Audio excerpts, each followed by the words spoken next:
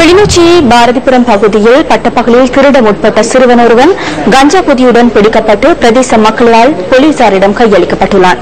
வீட்டின் கூரையை கழற்றி திருடுவதற்காக உள்நுழைந்த வேளையிலேயே வீட்டு உரிமையாளர்கள் மற்றும் பிரதேச மக்களால் மடக்கி பிடிக்கப்பட்டுள்ளார். ராணுவ அதிகாரி ஒருவருக்காகவே கஞ்சாவை கொண்டு சென்றதாக சிறுவன் போலீசாருக்கு தெரிவித்துள்ளார். நாலாங்கட்ட பேரு தெரிய கொமாண்ட் அவரு அக்கனா ரோட்டாக போய் 30 அடி போக்காதாங்க ஏறி அவங்க நேரா போக அந்த கோவிடம் மாதிரி இருக்கு காசா இல்ல நான் வண்டி கொடுக்க எனக்கு தெரிஞ்ச இல்ல நான் இருந்துட்டு இப்ப நான் சனிக்கிழமை நைட்டு கேட்டு நான் வந்தேன் கஞ்சா இந்த 55 இந்த பேர் தெரியா நம்ம வீட்டு அந்த பேர்